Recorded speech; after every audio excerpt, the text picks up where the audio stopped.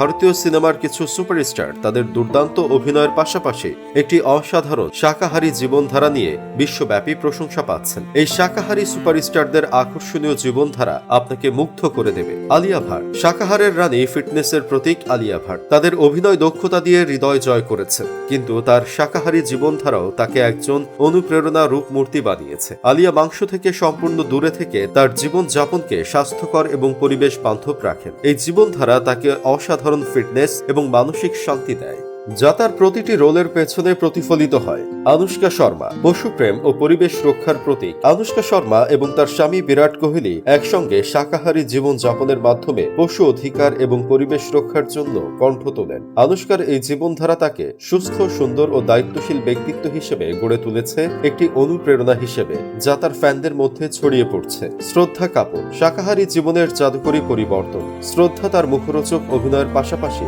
শাকাহারী জীবনধারার জন্য পরিচিত। তিনি বলেন, শাকাহারী হওয়ার পর তাদের স্বাস্থ্যে অসামান্য পরিবর্তন এসেছে, আরো বেশি শক্তি, উজ্জ্বল ত্বক এবং মানসিক শান্তি এসেছে। শ্রদ্ধা তার ভক্তদেরও এই সুস্থ জীবনধারা গ্রহণ করতে উৎসাহিত করেন, যা তাকে একজন আদর্শ মানুষ বানিয়েছে। সোনাক্ষী সিনহা, শারীরিক ও পরিবেশের সম্মানের প্রতীক। সোনাক্ষী সিনহা শাকাহারী জীবনধারা গ্রহণ করে নিজের শরীর এবং পরিবেশের প্রতি সম্মান দেখান। তিনি মাংস এবং মাছ ছেড়ে দিয়ে একটি স্বাস্থ্যকর জীবনযাপন অবলম্বন করছেন এবং তাদের ফ্যানদেরও এই পথে হাঁটতে উদ্বুদ্ধ করেন। সোনাক্ষীর এই সিদ্ধান্ত তাকে একজন দায়িত্বশীল তারকা হিসেবে গড়ে তুলেছে। জন আব্রাহাম, ফিটনেসের রাজা।